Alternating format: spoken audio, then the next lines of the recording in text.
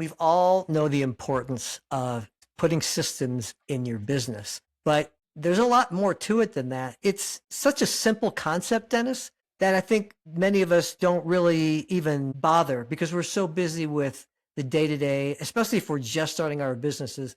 We're not thinking about systems. I'm just trying to get that first dollar to come in. No, I mean, one, you're drinking from a fire hose. You're just doing everything usually. I mean, if you're a solo owner, you're the accountant, you're the sales counter, you're the, stocking person, you're logistics, you're all Janitor. that stuff. Janitor, you're the CEO, you're everything.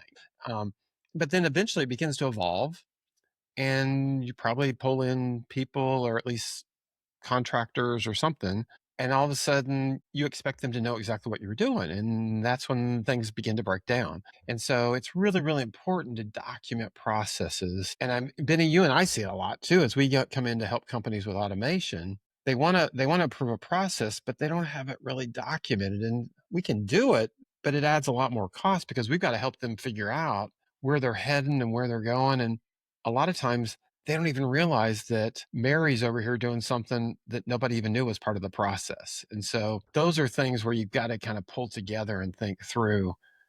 And it does make a difference if you take time, and none of us like to document. I'm guilty of it as well. That, you know, just hitting, from my standpoint, even if you just list the milestones, it's going to be a step in the right direction.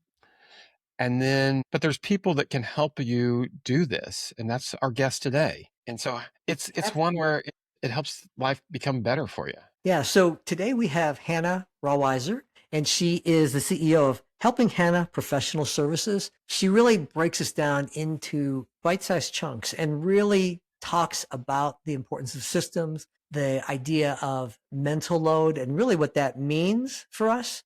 And, Hannah specializes in helping all businesses, but she has a specialty in working with women-owned businesses too as well. I think that's a super important topic. Let's have a listen. This is a really good topic. WFH with two guys. Now here's Benny and Dennis.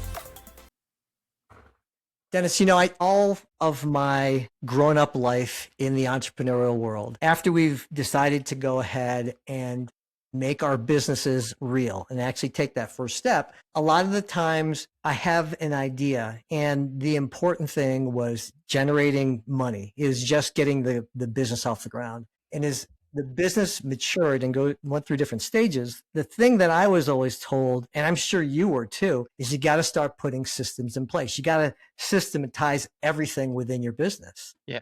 I mean, because a lot of times it's in your head. I mean, so there's, processes and things that have to happen. Some of it's logical. Some of it is just, you just do it by nature, that it's just, I do this and I do this and I do this, and nobody knows that you do this, this, and this. Mm-hmm. And then all of a sudden something changes and nobody knows it. And that's when the wheels begin to come off the bus. Yeah. And And so, Benny, I know you and I see it a lot too, yeah. because we get pulled into companies to try to help them streamline Mm-hmm. processes with automation, but they can't tell you what the process is, or they'll tell you it's A, B, and C, but they forget to tell you there's also D, E, F. Oh, and there's Z over here that happens on the third month when it starts with a J. It's all those detail things that kind of just live. We know this stuff, and it's up here. So we got to bring in an expert today. And Hannah, thank you for coming by today. We appreciate this. You're going to help us kind of sort all this ideas out, aren't you? Yes, thank you, Benny and Dennis. I Yeah, appreciate being welcome, here welcome. and being able to talk about this. And just the things that you were saying, I'm thinking about it from my perspective as well, from being in business for 5 years. When you begin, it's exciting, especially if you're doing something that you're really passionate about. Your Mm-hmm. business is your baby. So nobody knows it better than you. And while everything you do is in your head, at some point we're human and we forget things. And then there are gaps. And then things fall through the cracks in those processes that we think we really know, all the time in our head that we think we're keeping up with. And then that affects so many things around us. I mean, obviously we're building a business on our own. So we're a solopreneur. So we don't really have another team member to help us. And so we're doing everything. And I mean, there's just so much that one person can do and Yep. stay in control of, right?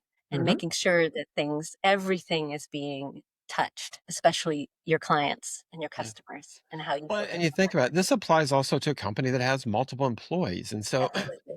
because I hear a lot of times, oh, we hired this new person and they just don't do it right. Well, they don't do it right because you don't have it documented for them to follow, because the person that they're filling in for knew all the processes and did it. And they're coming in, you're expecting this new person to be able to know that all these things have to happen, and no, let's be honest, nobody likes to document. That's the problem. That's the No real one problem. likes it, but I do. Mhm. Yeah. Well, what does that look like, Hannah, in terms of like what does everything lives in my head look like in real business? What does that look like from a day to day? And maybe we don't think that we are, but maybe these are some signs to look out for. Yeah, no, sure. This is what it looks like. So let's say you offer a service wherever on your website, or somebody gets in touch with you, right? So Mhm. they found that they could book a discovery call with you. So that discovery call pops up on your calendar and you're like, oh, maybe you're at the grocery store, okay? Because you're a solopreneur business owner, so you can go out of the house and do things. So now you Mhm. see this and now you're thinking, oh my gosh, I have to reply, right? So maybe you have to stop and you have to send an email, and it's something that's in your head and it's not something that you have already created a template for. Me saying this is that nothing is working for you on the backside of your business. Like your system isn't running for you so that you Mm. can not enjoy the grocery trip, but actually enjoy being able to not have to stop and run your business. And so that discovery call gets, booked. Well, you want to make an impression. So a lot of times people have a follow-up email that automatically goes out to say, thank you so much for booking the call. Maybe you have a vetting questionnaire. If you've even thought about that. Have you thought about that? That's part of, before the onboarding process of taking a client on. So it can look like so many things. And now let's say you have that consult call. Well, what happens on that consult call? What happens after it? If you close the deal, now are you creating an invoice on your own, or do you have something already created on the back end, maybe in a platform Mm. or your CRM? Do you have tools working for you? Do you have a contract, or do you have to come up with that every time?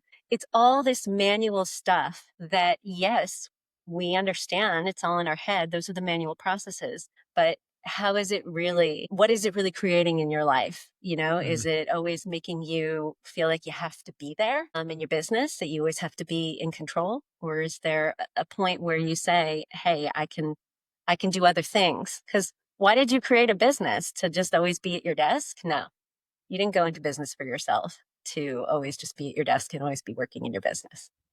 No, and Hannah, you hit it on the head, because in our world, they usually have got the process thought out, but it's not documented. So they're pulling us in to automate it. Well, again, when you go to automate it, I need that detail. I need that roadmap. So it's like if I'm going from Atlanta to Denver, I can get in the car and drive and hope I can get there. And I'll probably get there, but it's probably not going to be the most efficient way. Where if I had Google Maps or a map that, I said, hey, and I want to go through St. Louis, it'll take me that effective way and tell me the right turns and give me guidance. That's kind of what you're doing for companies and helping them get there from point A to point B. And Absolutely. so it's just, and again, it sounds easy, but it's not. That's the challenging part. So if I'm a entrepreneurial owner, Mhm. what are some, one, they can hire someone like you or bring someone in, but that may not be the first place they start. Do you just kind of encourage them to start documenting Mhm. some, at least I'm gonna call it milestones? It may not be every step that happens along the way, but what are those key things that kind of trigger, or what are the handoffs? I would say, think of it Mhm. as a relay race. So there's 4 people running that race. Handing that baton off is actually the most important time that a relay race happens, because the other people know how to run. It's, Mhm. can you hand that baton off from person A to person B effectively? Because if you drop it, you're out of the race. So, Yeah, I love I mean, that. I love that that's vision. kind of the best. I've always tried to get people to understand, start there, because it's, if you write every single thing down, they're going to back off and not do anything. But it's like, at least tell me, when do I hand it off? Those are key things I think that are important for people to at least get started on. Yeah, no, they're very important. But I also think that just getting everything out of your head and making it visible so that you can see it, and it doesn't have to be clean, it doesn't have to be polished, it doesn't have to be perfect. It can be just what's happening right now today in my business. Yep. And if you just make it visible in a document, if you're old school pen and paper, or if you just open up a Google Doc or Word doc and you just start brainstorming or just brain dumping all of the things that you know you do every day. right? Because I think in that process of doing that, you can also start to find ways that you can streamline your business. Hey, I'm repeating this process over and over. Like, is this really effective? When you can see things, it makes it easier to get them organized and to have a more efficient way of doing something. So we think we know everything that's going on, but we can always improve it and make it better. And really just the key is just getting it visible, getting it out of your head. You can start with one service. You can start with one thing. It doesn't have to be everything, but just giving yourself a little bit of time to put that out and get it And out of your this applies to people that are in business today, people that are thinking about selling. To me, it's really makes it valuable when you're going to go sell, that I can hand a playbook to the person that's looking at buying to say, hey, here's our processes. Here's things we've automated. Here are things that we chose not to automate, but here's our steps. It makes it more valuable when you go to sell that company than if you just say, I sell to people and here's the stuff I do, which is what a lot of people do.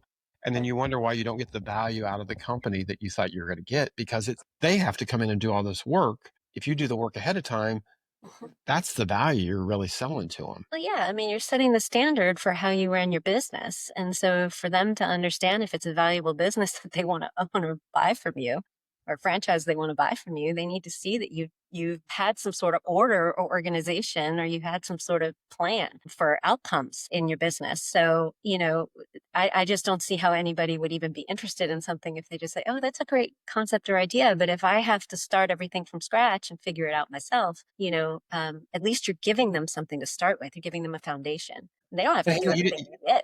you just hit on something. I mean, think about if you are going to franchise, a franchise is based, that's what a franchise is. They've written out the playbook of here are all the things that need to happen and how it needs to be run. You can tweak it and add your flavor, but if you'll follow their process, it's probably how they got successful, and they've just documented it really, really well on all their different steps. And so it's like taking that same concept and applying it to your business, even if you're not a franchise, because you could end up franchising your business. You may find out that, I mean, I've got a friend that his wife works at this donut shop up in Ohio, and they make the best donuts, but she's got one shop. And I'm like, you ought to look at opening other shops. I don't want to open other shops. Well, have you ever thought about franchising and having your name? If you have it documented, they're going to do it exactly the way you say it, and you're going to make money without you even work it. It's like, what a great way to expand your business and make even more money if you've got a really good service or product that you sell. Absolutely. I mean, I'm working with a client right now who isn't fighting me at all, but she's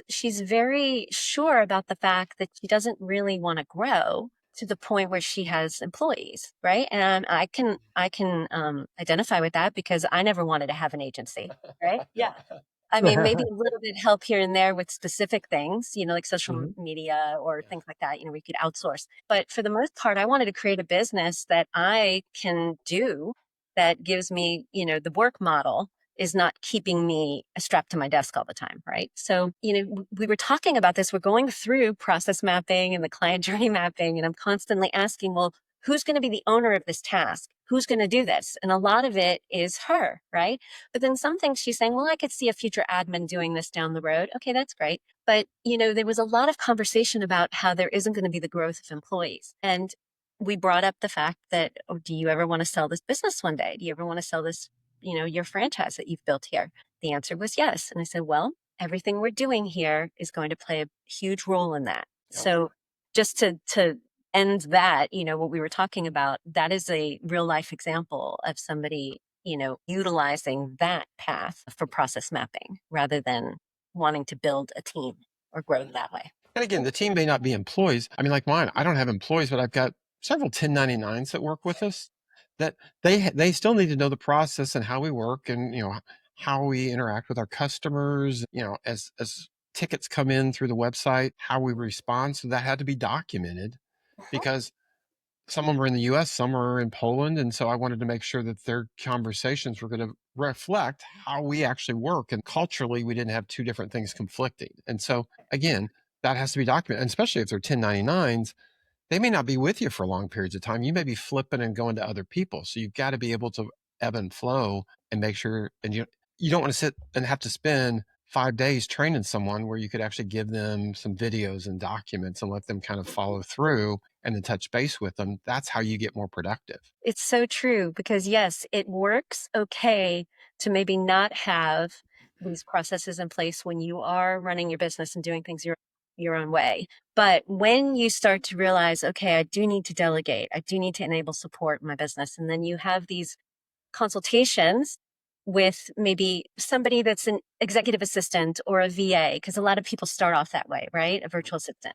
So I have been on so many calls, I can't even count, okay, how many times I have sat on the other side of a Zoom with a business owner who thought they needed my services.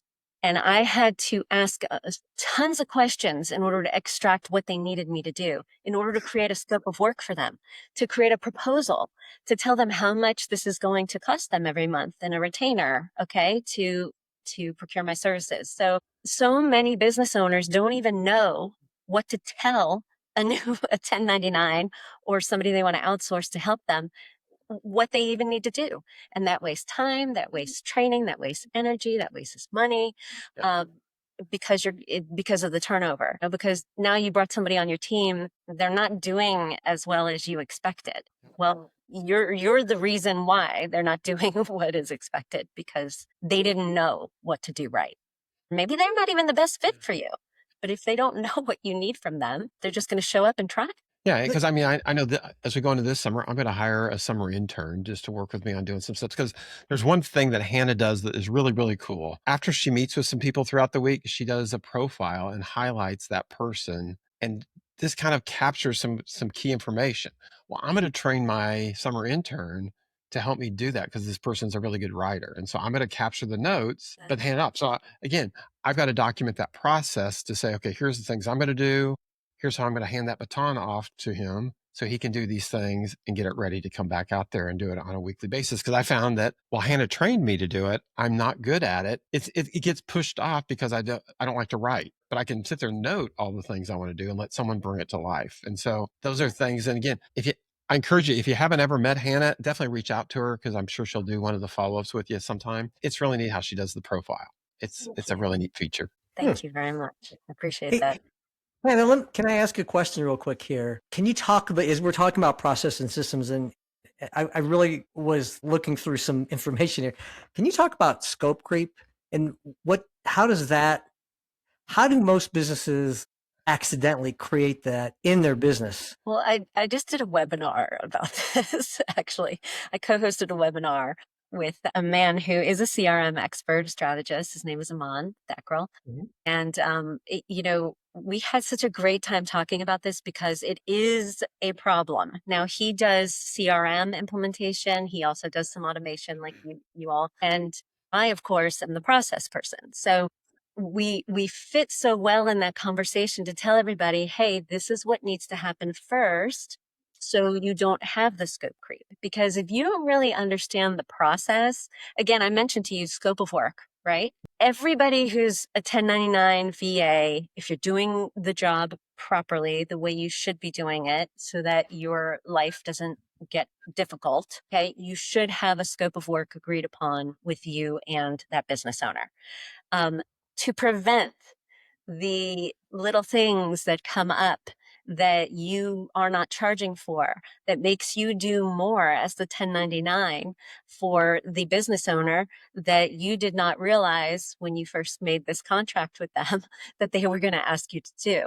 And that is because the business owner is not clear about the processes or what they need you for or what they're hiring you for. They think they have an idea, right? So, and you thought as the 1099 that you had a great idea because you created the scope of work, but now you're being asked to do other things. So it's a Yeah. really delicate balance between that person who's outsourced and the business owner and how you handle that. I mean, obviously we don't need to go into that, but again, just to answer your question, scope creep can be really prevented by just understanding what you need from someone, what you're going to delegate from them, and what's right for that person, who's the best fit for that.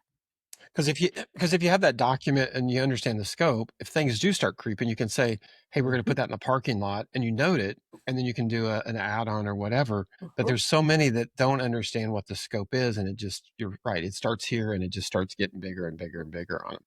Well, yeah, I've dealt with it in the years that I was doing VA, EA work. Absolutely. I mean, and it's something that we're used to doing as employees in roles, because I have a nonprofit background, and the scope of work, an outline scope of work, is non-existent at a nonprofit.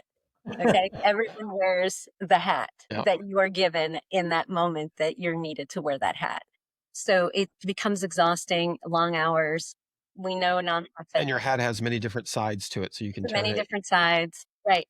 But when you're a business owner, that can be completely controlled and prevented, because you create the business model that you want. And, especially it's a two-way street. The VA is also a solopreneur. Okay. They're also a business owner. So you've got two business owners coming together to discuss and decide whether or not they're a good fit for each other. So the business owner isn't just interviewing the VA. The VA is interviewing the business owner as well to make sure that this is the right type of person I'm aligned with. I want to help support their business, but I also want to do the work that they're asking me to do. And I need to understand it completely before I sign on. So, yeah. So one thing I did want to touch on, and I think it's really important in the world of entrepreneurship, Dennis and I know this very well, it's dominated by males, right? Clearly, when people think about entrepreneurs, positive or negative, it's, a lot of times think about these hard charging, and it's guys. But there is I have met some of the most amazing women who have started their own businesses. Some of them just like blow me away. But I also recognize that, it's kind of more of a rare thing. And, can you talk a little bit about that, and maybe even some of the unique pressures that women might have as entrepreneurs, and what they face, when it comes to like mental load, as an example, how does that all come into play? This is something of a topic that I think needs more exploration. It does. I think that a huge driving force for women becoming entrepreneurs, first of all, is that work-life balance. There are so many women who are mothers, they're raising a family, and just becoming a business owner can help, give you the time that you need to be at home with your family, and, not having the pressure of having to submit to an employer. So I think a lot of women go into business that way. And that's a real big driving force. Now, for me, for example, I don't have children. And so I am part of that minority of women that are just independent, doing things on my own. And so for me, the driving force to not be working in a work environment was that actually, like, not having the employer Hmm. control my time as well. I wanted to be in control of how I structured my time and how I also earned money. And it can be intimidating for women, because we all know women are not the ones that technically ask for a raise or a promotion. We don't Yeah. speak up. We're okay to just do what we're supposed to be doing, even though we're very frustrated inside with the job. So a lot of times we don't want to do that or submit to that. So I think that that's another driving force for women to want to get out of that environment and really take control, because women are badass. Like, we can do a lot of stuff, but like you said, it can be a lonely place in the Mm. business world. So because there's more men, I'm not sure as entrepreneurs and business owners, I'm not sure if, because I don't know that, perspective, if it does tend to be a lonely space for men who are business, speak to constantly, it is very lonely, because we're all trying to build this business on our own. We don't have community. We don't know who to reach out to for help. And we do find comfort in talking with other women, because, we understand all of those challenges, and we understand what it's like doing the dual tasks of raising a family and responsibilities and trying to run the business. Yeah, and I think that applies basically across to everybody, because it's one Yeah. where, that's where Benny and I started this back during COVID, and it Hmm. was loneliness. We were just talking to each other, and Yeah. it's like, hey, let's start recording this thing, and then and Hannah and I are in a networking group. I you know I do it more for the community. I get some leads and things, but it's just the fact that I get to meet other people Hmm. once a month and talk to people and just interact, because it can just be you and customers all the time, and every once in a while it's nice to have other business people and that kind of thing, where you can just kind of talk about things that are going on. And so, but a lot of it comes back to process, though, because usually you're talking about a problem that if you'd had it documented or laid out, the process would have worked so much easier. But a lot of times you can find people in those groups to help you figure out how to do it more effectively. So this podcast is kind of a more topics than just one today. So this is a really cool one. I love it. Yeah, this could go on for a long time. So Hannah, in terms of if you're talking to the audience, can you give us an example of maybe how you were able to create, a process for, it's something real life that you've implemented. Leave that, maybe give some ideas for our listeners and viewers. Yeah. The reason that I do this in my business is because I'm so passionate about it, because it has come out of reality for me. Any work environment that I have ever been in, I have stepped into a role where there was something missing. There was nothing documented. Now, I'm talking old school, like an actual procedural manual, like a physical one, where now you don't have to have something sitting on the shelf collecting dust. It can be all digital, right? It can be in a project management tool and all that. But I'll take it back a couple of years ago when I was working at a nonprofit. And I was promoted to a director of education and community engagement position. It was daunting because I came into an office where there were people who had been working together for years. They were all older than me. And I didn't really know how to find my place there. So when I started learning about all of the responsibilities that I had to do, which were community events that were very important to the children in about 14 counties of that area of Tennessee. And, I had no idea how anything was done. First of all, I didn't really grow up around this nonprofit, and it was all brand new to me. So I actually had to have the manager come in and walk me through all of these community events because there were no vendors listed. I didn't know who the partners were, the community partners. I didn't know who to even begin to reach out to get started with these events. Now, to me, that's awful when you bring somebody into a position, especially a leadership role in an organization, and they really have nothing to go by, to like no foundation, nothing written that they can go by to say, hey, I can follow this and now I can turn it into my own thing. I had nothing to follow. So this is not the first time that I've had to create something out of nothing. And when I left that job, and it was because of funding, and I didn't want to leave it because it was one of my favorite jobs I've ever had. But when I had to leave it, I left a manual. I left a procedural manual with everything laid out, how I conducted every one of those events, all the vendors, all the partners, all the point of contacts, everybody that person needed to be able to do that effectively.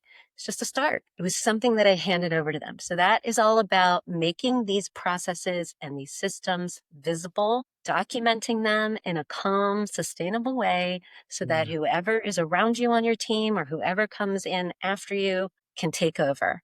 It may not be you. They're not going to be you, but they're going to actually have something there that can set them up for success. Because without it.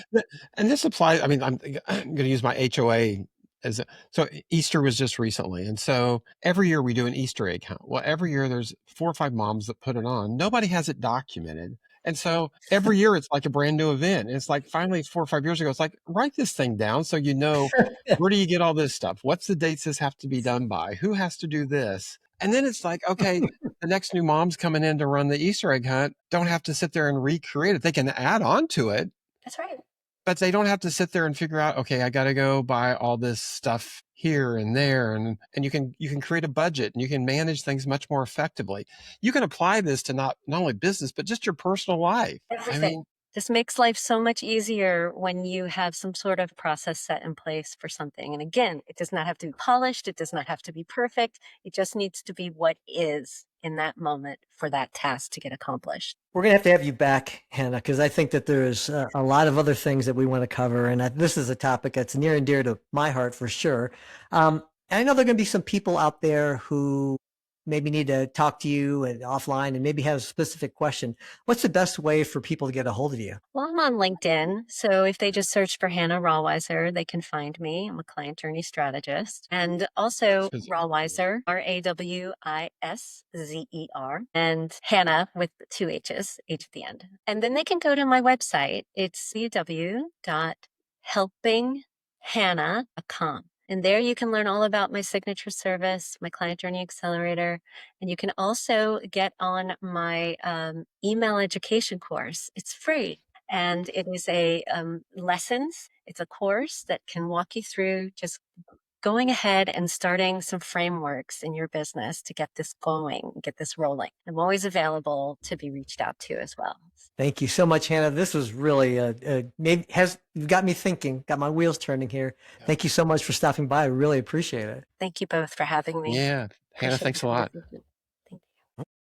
You've been listening to WFH with Two Guys. We'll see you next time.